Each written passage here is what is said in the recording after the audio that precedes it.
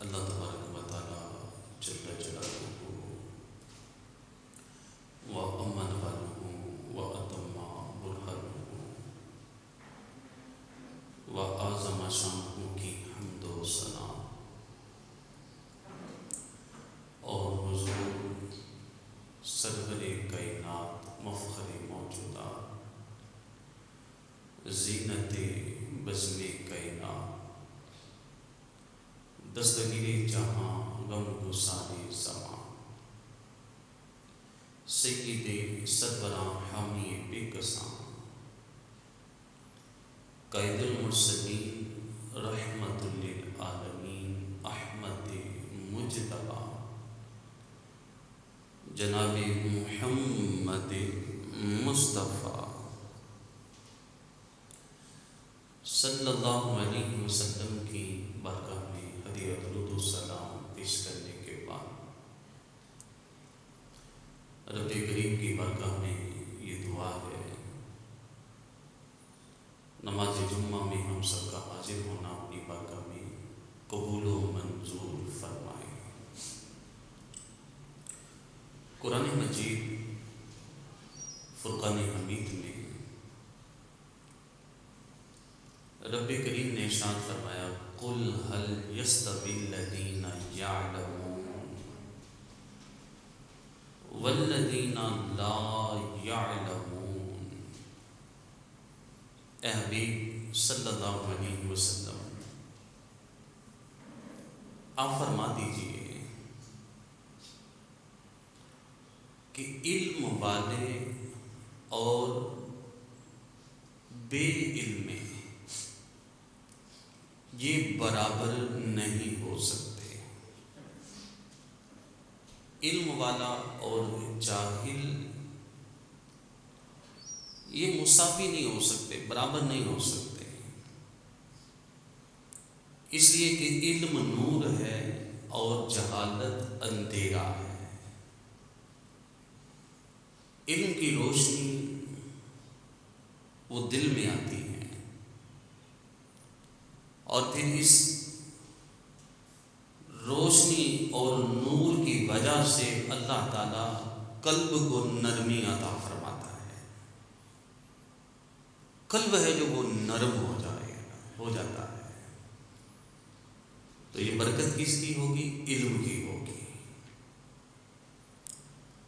اور علم اس کے بارے میں قرآن مجید میں رب کریم نے ارشاد فرمایا انما یخشی اللہ من عبادہ العلماء،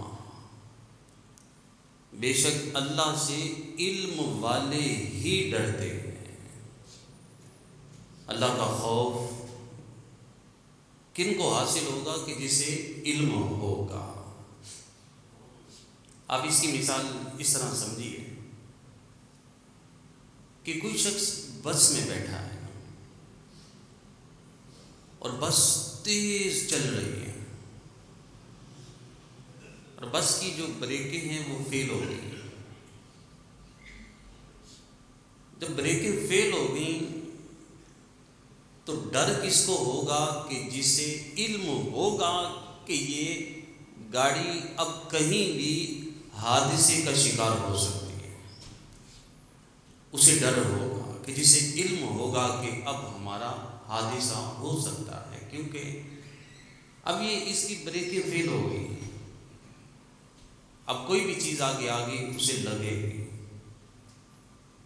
اور جو بس میں بیٹھا ہے اسے پتہ ہی نہیں ہے کہ چل کیا رہا ہے، ہو کیا رہا ہے، بس کی سپیڈ کتنی ہے، ٹھیک ہے چل رہی ہے، چلتی جائے۔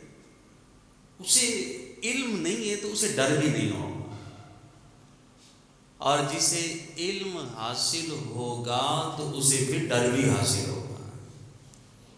اب جسے پتہ ہے کہ یار یہ بریک اب لگنی نہیں ہے، کہیں بھی جا کے درخت کو لگ سکتی ہے، کسی اور گاڑی کو لگ سکتی ہے، ایکسیڈنٹ ہو سکتا ہے، وہ بندہ ڈرتا رہے گا، ڈر ہوگا اسے۔ اس لیے تو نبی پاک صلی اللہ تعالیٰ علیہ وسلم نے ارشاد فرما دیا کہ جب بچہ 7 سال کا ہو جائے اسے نماز کا حکم دو، 10 سال کا ہو جائے اسے مار کے بھی پڑھاؤ، حالانکہ نماز تو آگے چل کے 12 سال کی عمر میں فرض ہوتی ہے۔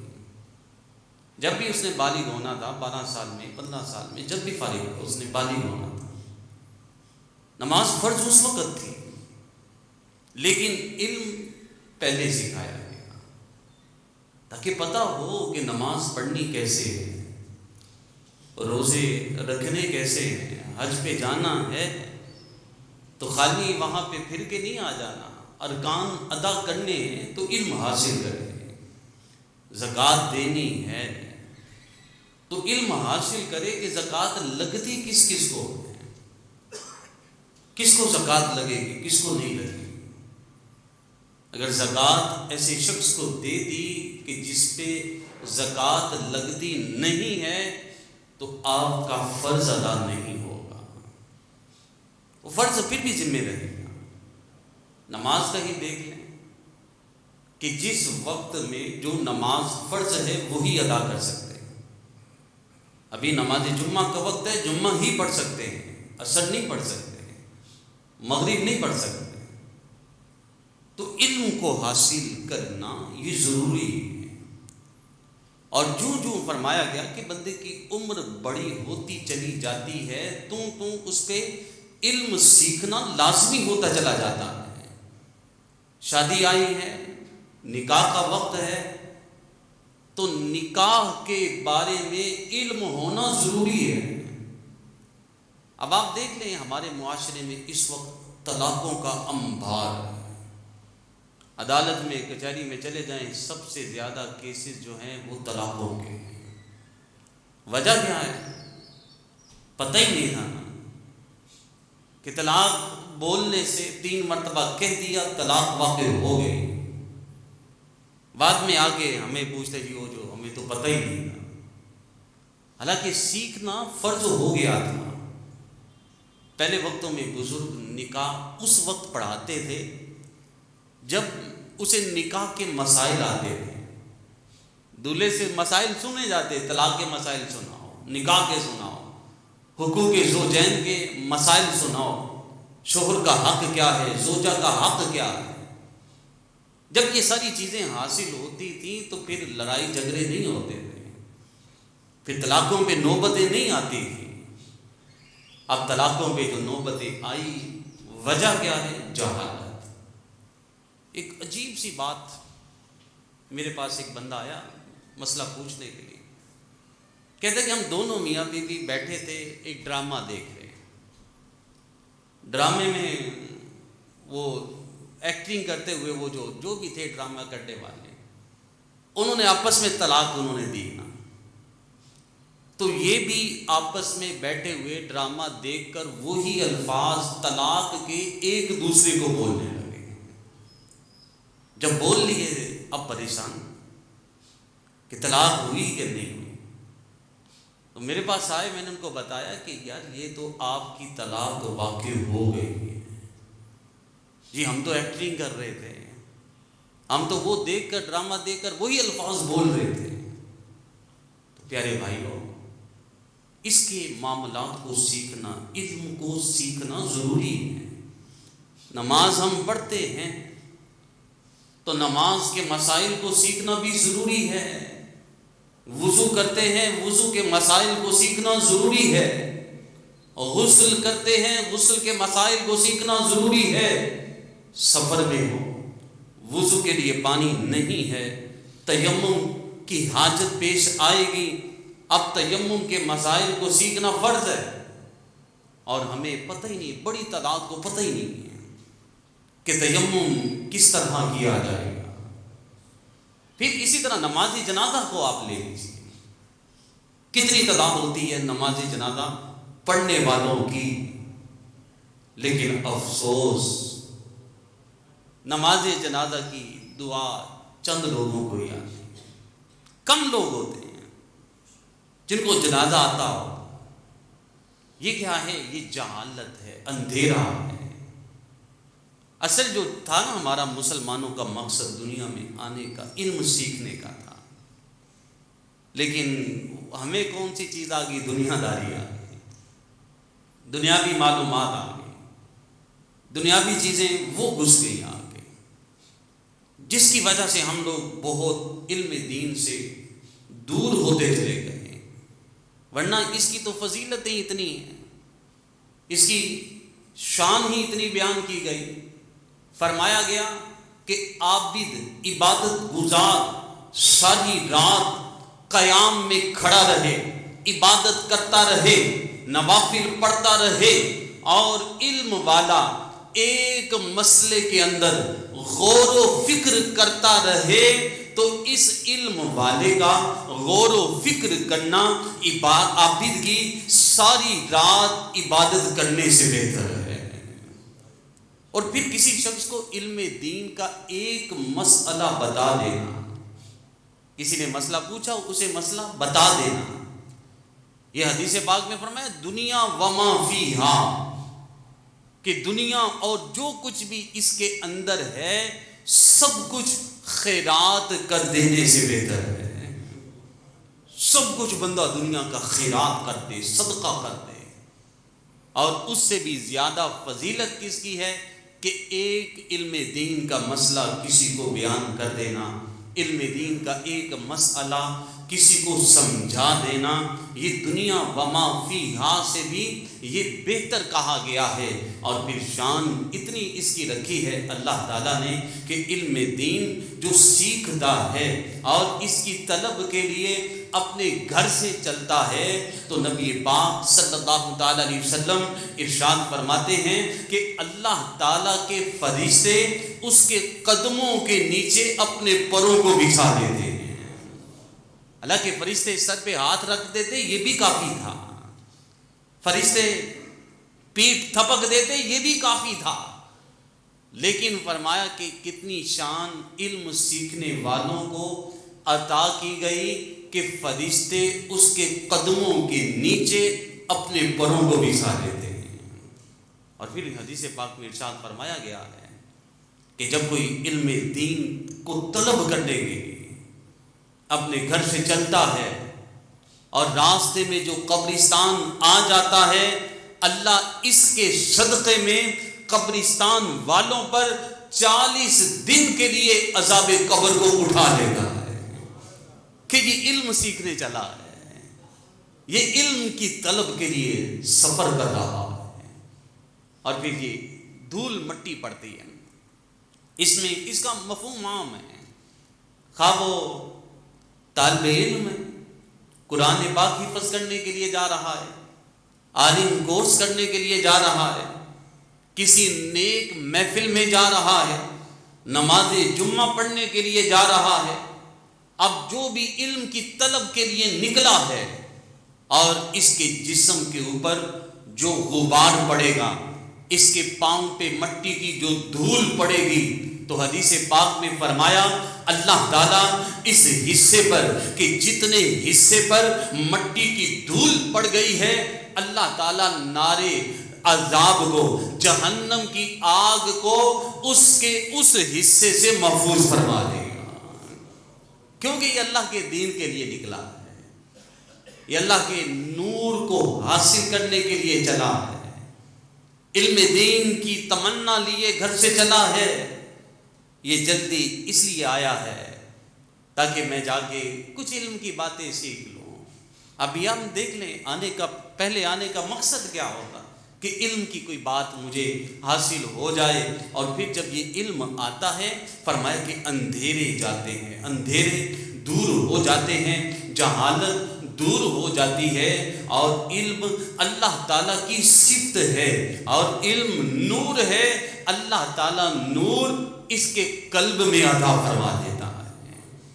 حدیث پاک میں نبی پاک صلی اللہ علیہ وسلم نے بڑی اس کی شانیں بیان فرمائی، فرمایا قیامت کا دن ہوگا اور شہید کو لایا جائے گا، اور شہید کے خون کو علماء کے کلموں کی سیاہی سے تولا جائے گا، کہ عالم دین کے قلم سے نکلنے والی سیاہی اس کا وزن اور شہید کے خون کا وزن تولا جائے گا، اور جو اس عالم دین کے قلم کی سیاہی ہے اس کی شان شہید کے خون سے بھی زیادہ ہوگی۔ دیکھ لیں اتنی فضیلتیں، اتنی شانیں یہ کیوں بیان کی گئی کہ نبی پاک صلی اللہ علیہ وسلم اسے پسند کرتے ہیں، اللہ اسے پسند کرتا ہے، اس کا رسول اسے پسند کرتا ہے۔ اور اس لیے تو حدیث میں ارشاد فرما دیا گیا العلم ورثۃ الانبیاء، کہ علم انبیاء کی وراثت ہے۔ دنیا والے انتقال کرتے ہیں، دنیا والے رخصت ہوتے ہیں، وہ اپنا مال چھوڑ کے جاتے ہیں، اور مال ان کی اولادوں کو وراثت میں ملتا ہے، اور انبیاء جب دنیا سے وصال کر کے جاتے ہیں تو علم چھوڑ کے جاتے ہیں، اور علم ان کے امتیوں کو انبیاء کی وراثت علم کی صورت میں مل جاتی ہے۔ حضرت ابو ہریرہ رضی اللہ تعالی عنہ سے یہ روایت ہے، آپ فرماتے ہیں کہ آپ مسجد نبوی شریف کے باہر تشریف لے گئے اور اعلان کرنے لگے کہ اے لوگو، نبی پاک صلی اللہ علیہ وسلم وراثت تقسیم فرما رہے ہیں، جلدی سے مسجد میں آ جاؤ۔ لوگ بھاگتے ہوئے آئے اور کیا دیکھا کہ سرکار علیہ الصلوۃ والسلام علم دین سکھا رہے ہیں، قرآن و حدیث کی باتیں بیان فرما رہے ہیں۔ تو سرکار نے ارشاد فرمایا کہ علم اللہ کے نبیوں کی وراثت ہے، یہ نبیوں کی وراثت علم کو بیان کیا گیا، علم کو حاصل کرنا۔ پھر فرمایا کہ یہ علم ہے، اس کے ساتھ تکبر بھی آ جاتا ہے۔ جب علم کا پودا لگتا ہے تو اس کے ساتھ تکبر کا پودا بھی لگتا ہے۔ بڑی غور طلب بات ہے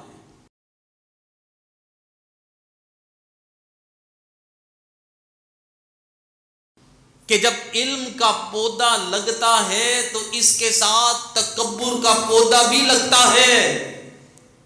جیسے جیسے علم کا پودا بڑا ہوتا چلا جاتا ہے تو تکبر کا پودا بھی بڑا ہوتا چلا جاتا ہے، اور بعض لوگ پھر اس کو غلط استعمال کرتے ہیں۔ علم حاصل کرتے ہیں لیکن اس پہ پھر فخر کرتے ہیں، اس کے اوپر پھر تکبر کرتے ہیں۔ کوئی مسئلہ سن لیں گے، پھر جا کے امام مسجد کو کہیں گے آپ کو تو پتہ ہی نہیں ہے اس مسئلے کا، مجھے پتہ ہے۔ تو یہ کیا ہے؟ یہ فخر کرنا ہے، یہ کسی کو نچلا دکھانا، اسے منع کیا گیا ہے۔ تکبر کرنے کو منع کیا گیا ہے، اسے حرام فرمایا گیا ہے کہ جو تکبر کرے، اپنے آپ کو بہتر سمجھے، دوسرے کو کمتر سمجھے۔ علم تو آئے گا لیکن اس کے ساتھ فرمایا کہ بندہ اپنے نفس کی اصلاح کرتا رہے، اپنے اس تکبر کے پودے کو گراتا رہے، اسے کاٹتا رہے، اسے جڑ سے اکھاڑ دے۔ اگر یہ وہ نہیں کرے گا تو پھر اس کا پودا اسے ہلاکت کی طرف لے جائے گا، تکبر اسے تباہ و برباد کر دے گا، پھر تکبر کے اندر یہ بندہ مبتلا ہو جائے گا اور پھر یہ ہلاک ہوتا چلا جائے گا، کیونکہ اس کے علم نے اسے پھر نفع نہیں دیا۔ کیونکہ علم دو طرح کے ہیں، ایک وہ علم ہے کہ جو نفع بخش ہے، جس سے بندے کو نفع حاصل ہوتا ہے، اور دوسرا وہ علم ہے جو اس کے لیے ہلاکت کا سبب بن جاتا ہے۔ اس لیے تو قرآن نے بیان کیا ہے یُضِلُّ بِهِ کثیرا وَیَہْدِی بِهِ کثیرا، کہ بہت سے قرآن پڑھنے والے گمراہ ہو جاتے ہیں اور بہت سے قرآن پڑھنے والے ہدایت پا جاتے ہیں۔ تو قرآن کوئی پڑھے تو گمراہ کیسے ہو جائے؟ یہ وہ لوگ ہیں جو علم پہ تکبر کرتے ہیں، اور ہدایت پانے والے کون ہیں؟ جو علم میں نافع حاصل کرتے ہیں۔ اس کی بندہ تمنا کرے، سیکھے، لیکن کسی کو نچلا نہ دکھائے۔ ہم بھی جیسے نماز جمعہ میں وہ مسئلہ سنتے ہیں، نایاب مسئلہ پیش کیا جاتا ہے تو اسے ہم سنیں تو کسی کے اوپر فخر کرنے کے لیے نہیں، اپنے لیے ہم سیکھیں، کیونکہ علم اس لیے سیکھا جائے کہ میں اپنی اصلاح کروں گا، اس لیے نہ سیکھا جائے کہ میں لوگوں کی اصلاح کروں گا۔ لوگوں کی کرنی ہے لیکن پہلے کیا ہے؟ اپنی کرنی ہے۔ اور پھر لوگوں کی کرنی ہے تو پھر بندہ راہ راست پہ رہتا ہے، پھر بندہ ہدایت کی راہوں پہ رہتا ہے۔ اور حضرت ابو ہریرہ رضی اللہ تعالی عنہ سے یہ روایت ہے، آپ فرماتے ہیں کہ قیامت کے دن اللہ تعالیٰ 3 شخصوں کو لائے گا، ایک سخی ہوگا، ایک شہید ہوگا، ایک عالم ہوگا۔ اللہ سخی سے فرمائے گا، اے سخی بتا تو نے میرے لیے کیا کیا ہے؟ سخی کہے گا کہ اے اللہ میں نے تیرے لیے بڑی سخاوت کی ہے، کوئی راہ نہیں چھوڑی کہ جہاں میں نے خرچ نہ کیا ہو، ہر جگہ میں نے خرچ کیا ہے۔ اللہ تعالیٰ فرمائے گا کہ اے بندے تو جھوٹا ہے، تو نے سخاوت اس لیے کی کہ لوگ تجھے سخی کریں، اپنی واہ واہ کے لیے تو نے کی تھی، جا دنیا میں تجھے کہہ لیا گیا فرشتوں اسے منہ کے بل گھسیٹ کر جہنم میں ڈال دو۔ دوسرا شخص پیش کیا جائے گا، شہید۔ اللہ تعالیٰ اسے فرمائے گا بتا تو نے کیا کیا میرے لیے؟ کہے گا اللہ میں نے گھر چھوڑا، اولاد چھوڑی، وطن چھوڑا، تیرے نام پہ قربان ہوا، شہادت پائی۔ اللہ کریم فرمائے گا اے بندے تو جھوٹا ہے، تو نے شہادت اس لیے حاصل کی تھی کہ لوگ تجھے شہید کریں، سو کہہ لیا گیا تجھے۔ فرشتوں منہ کے بل گھسیٹ کر اسے جہنم میں ڈال دو، اسے جہنم میں ڈال دیا جائے گا۔ تیسرا شخص حاضر ہوگا اور اسے اللہ فرمائے گا بتا تو نے کیا کیا میرے لیے؟ کہے گا اللہ میں نے علم حاصل کیا، بڑے میں نے سفر کیے، اس کے لیے بڑی جد و جہد کی اور بڑی میں نے محنتیں کی اور علم میں نے حاصل کرتا رہا۔ اللہ تعالیٰ فرمائے گا بندے تو جھوٹا ہے، تو نے اس لیے سیکھا کہ لوگ تجھے عالم کہیں، لوگ تجھے علم والا کہیں، سو کہہ لیا گیا تجھے۔ اے فرشتوں اسے منہ کے بل گھسیٹ کر جہنم میں ڈال دو۔ یہ میرے بھائیوں دکھلاوا، ریاکاری، لوگوں کے لیے عمل کرنا، اس لیے اپنے اندر علم حاصل کرنا کہ میں لوگوں کو اس کو دکھاؤں، یہ غلط ہے، یہ باعث عتاب ہے اور اس سے ہمیں بچنے کا حکم دیا گیا ہے۔ اور اس کا شوق کا ہونا، علم کا نا شوق رکھنا، یہ بڑی اعلیٰ صفت ہے اور یہ بڑی محمود صفت اسے بیان کیا گیا ہے۔ بڑی اچھی بات ہے یہ کہ اس کی حرص کا ہونا۔ فرمایا گیا کہ 2 حریص ہیں، ایک تو حرص دنیا ہے کہ دنیا کا حریص ہے اور دوسرا علم دین کا حریص ہے۔ فرمایا کہ 2 حریص کبھی سیراب نہیں ہو سکتے، ایک دنیا کا حریص وہ کبھی سیراب نہیں ہو سکے گا، اسے یہ تمنا لگی رہے گی کہ حل من مزید، حل من مزید، کہ اور مجھے حاصل ہو جائے اور میں حاصل کر لوں۔ اور فرمایا دوسرا دین کا حریص کہ جسے علم دین حاصل کرنے کی حرص ہے، فرمایا وہ بھی کبھی سیراب نہیں ہو سکتا۔ اور دوسری صفت کو اچھی صفت کہا گیا، جو حریص آخرت ہے، حریص علم دین ہے، اسے اچھا کہا گیا اور مذمت بیان کی گئی حرص دنیا کی۔ تو پیارے بھائیوں علم کا شوق ہونا کہ مجھے علم کی بات مل جائے، علم دین کی بات مجھے حاصل ہو جائے، علم کا کوئی نقطہ مجھے مل جائے۔ حضرت انس رضی اللہ تعالی عنہ سے یہ روایت ہے، آپ فرماتے میں سرکار کی بارگاہ میں بیٹھا تھا، علم دین حاصل کر رہا تھا، سرکار سے قرآن کی آیت میں سن رہا تھا اور واپس میں پلٹ کے جب گھر کی طرف جانے لگا، مسجد نبوی شریف سے میں باہر نکلا تو راستے میں ایک صحابی کا گھر تھا، وہ نیا گھر تعمیر کر رہے تھے اور وہ اپنی چھت پہ بیٹھے تھے اور مجھے کہنے لگے کہ اے انس سرکار کی بارگاہ سے آیا ہے تو کیا قرآن کی کوئی نئی آیت نازل ہوئی ہے، کوئی نیا حکم آیا ہے؟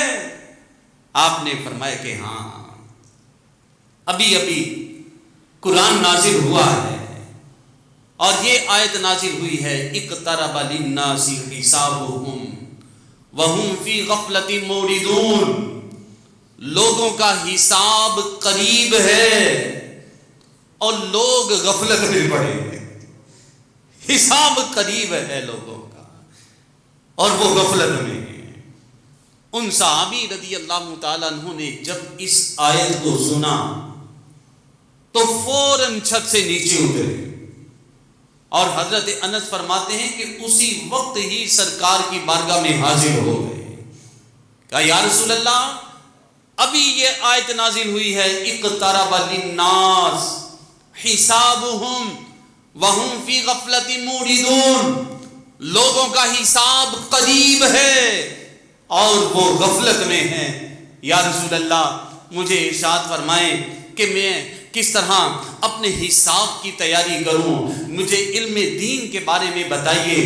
تو پیارے بھائیوں، یہ دیکھیں آپ نے صحابہ کا یہ شوق تھا، کتنا شوق ہے کہ اللہ کے حبیب صلی اللہ علیہ وسلم کی بارگاہ میں فوراً حاضر ہو جاتے، اور صحابہ بھی جو آیت سنتے اسے آگے پہنچا دیتے، وہ علم کی بات آگے دوسروں تک پہنچا دیتے۔ اس لیے تو حدیث پاک میں فرما دیا گیا، بلغوا انی ولو آیا، پہنچا دو میری طرف سے اگرچہ ایک ہی آیت کیوں نہ ہو، ایک آیت اگر سنی ہے تو وہ آگے سنا دو، پہنچا دو، تو علم پھیلتا رہے گا۔ تو اسی طرح یہ دین چلا ہے، مکہ اور مدینہ سے چلا ہے، اور پھر یہ دین ساری دنیا میں پہنچا ہے۔ تو کس طرح پہنچا؟ یہ سینہ بسینہ پہنچا ہے، جو اچھی بات سنی ہے وہ آگے دوسروں کو پہنچا دی ہے، اور اسی کی دو کے لیے، اسی کی کوشش کے لیے لوگ بڑی دور دراز کا سفر کیا کرتے تھے۔ ایک بہت بڑے بزرگ گزرے ہیں جن کا نام تھا شاہ بقی الدین،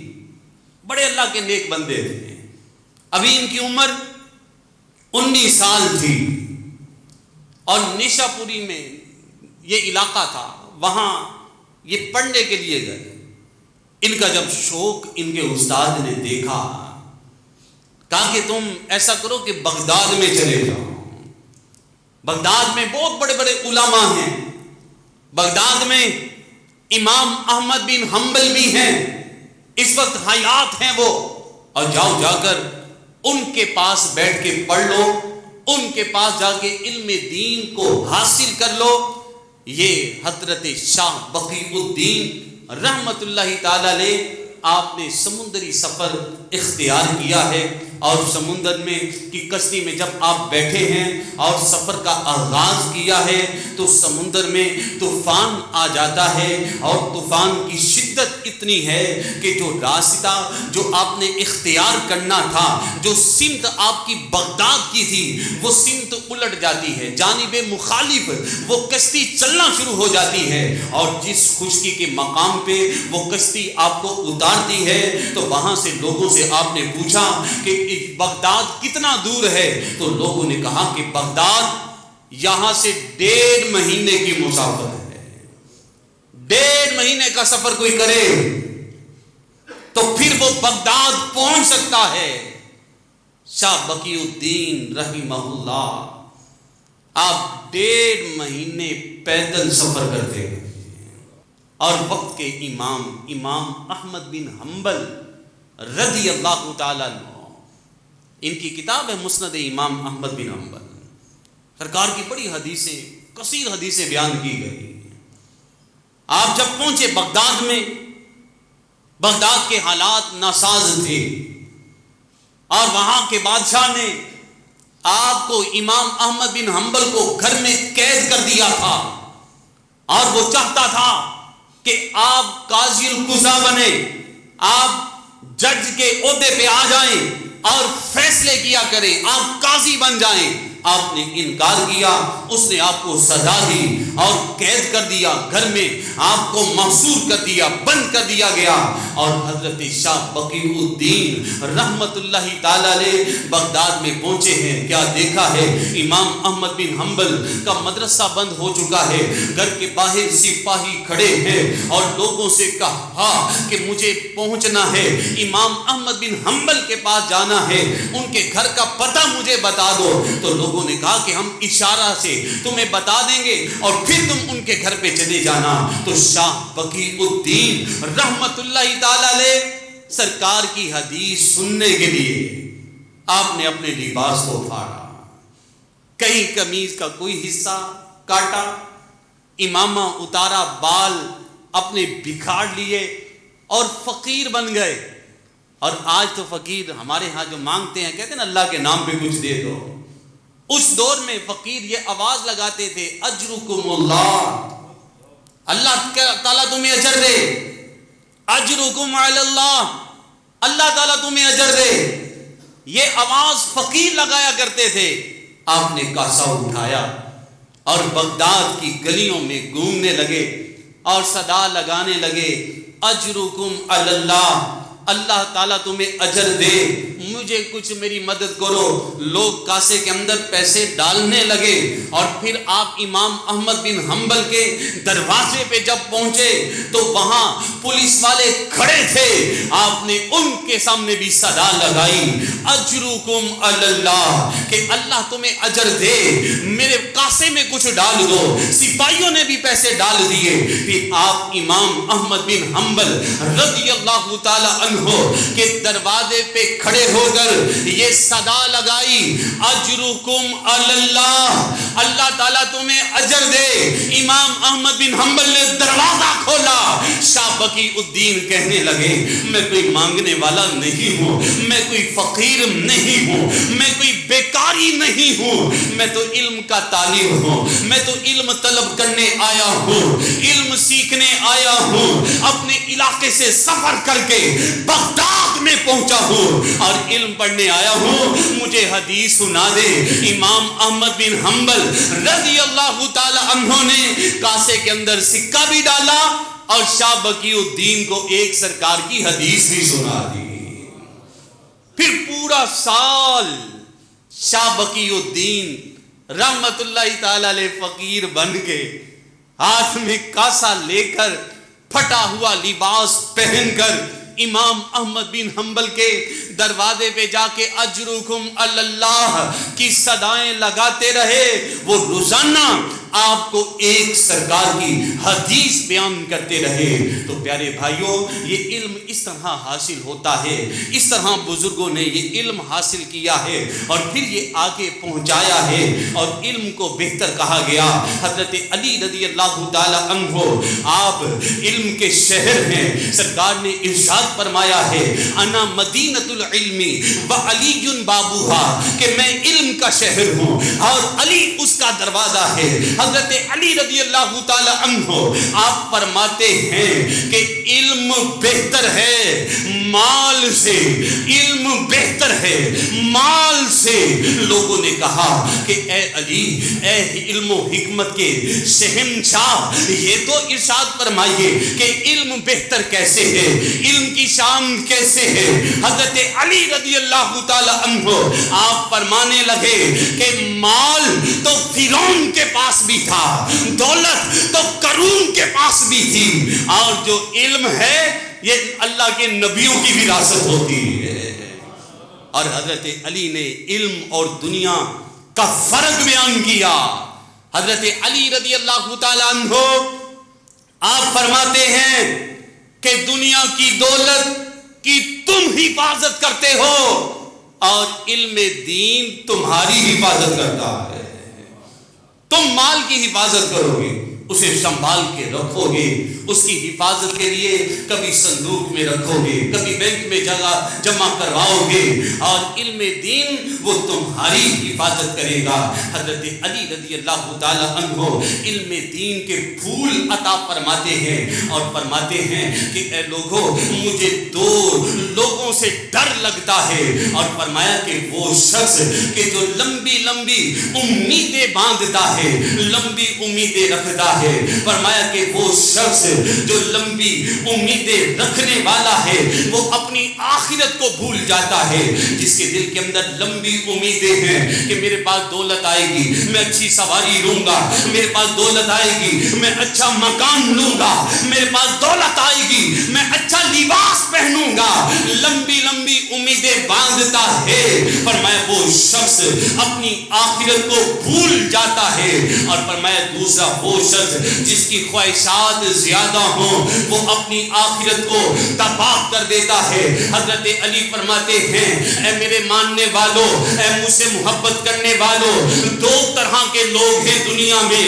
فرمایا کہ ایک تو وہ لوگ ہیں جو ابن دنیا ہیں، دنیا دنیا کے بیٹے ہیں، دنیا کو طلب کرنے والے ہیں، دنیا سے محبت کرنے والے ہیں، اور دوسرا فرمایا کہ وہ لوگ جو آخرت سے محبت کرنے والے ہیں، جو علم سے محبت کرنے والے ہیں۔ تو حضرت علی فرماتے ہیں اے میرے ماننے والوں، تم دنیا سے محبت نہ کرو، آخرت سے محبت کرو، آخرت کو حاصل کرو، علم دین کو حاصل کرو، کیونکہ حضرت علی رضی اللہ تعالی عنہ کا علم بڑا بلند ہے۔ حضرت علی رضی اللہ تعالی عنہ آپ فرماتے ہیں قرآن مجید کی ساری آیتیں 6666 آیتیں ہیں، حضرت علی رضی اللہ تعالی عنہ آپ فرماتے ہیں کہ قرآن کی ساری آیتوں کا علم مجھے حاصل ہے، مجھے پتا ہے کہ کون سی آیت کس وقت نازل ہوئی تھی، اس کا شان نزول کیا ہے،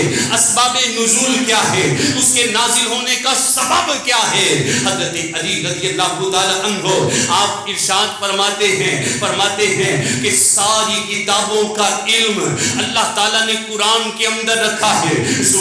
زبور شریف کا علم قرآن میں موجود ہے، انجیل کا علم قرآن میں موجود ہے، اور توریت کا علم قرآن میں موجود ہے، تمام صحیفوں کا علم قرآن میں موجود ہے، اور تمام کتابوں کا علم قرآن مجید کے اندر موجود ہے۔ حضرت علی رضی اللہ تعالی عنہ آپ فرماتے ہیں کہ سارے قرآن کا علم سورۃ فاتحہ کے اندر موجود ہے، اور سورۃ فاتحہ کا علم بسم اللہ کے اندر موجود ہے، اور بسم اللہ کے سارے جو علوم ہیں یہ بسم اللہ کی باغ کے اندر موجود ہے۔ اور حضرت علی فرماتے ہیں کہ باغ کے نیچے جو نقطہ لگا ہے، اگر اس نقطے کی میں تفسیر کو بیان کروں تو 70 اونٹوں پہ اس تفسیر کو رکھا جائے تو پھر بھی وہ تفسیر مکمل نہیں ہو سکتی ہے۔ حضرت علی رضی اللہ تعالی عنہ آپ کا بڑا اللہ اکبر یا علی یا علی یا علی فرمائے کہ پوری باغ کی تفسیر کا علم، اس کے نیچے جو نقطہ ہے اس نقطے کا علم کی میں تفسیر بیان کروں تو وہ 70 اونٹوں پہ رکھی جائے پھر بھی وہ مکمل نہ ہو۔ اور آپ نے علم کے موتی عطا فرمائے، اور کیا فرمایا علم ہمیشہ ہی بہتر ہے مال و دولت سے، چونکہ مال و دولت کی تم حفاظت کرتے ہو اور علم تمہاری حفاظت کرتا ہے۔ تو اللہ تعالیٰ کے حضور یہ دعا ہے کہ ہمیں علم دین سیکھنے کی توفیق عطا فرمائے، اللہ ہمیں علم دین اور نافع علم عطا فرمائے، آمین بجاہ النبی الامین صلی اللہ تعالی علیہ وسلم۔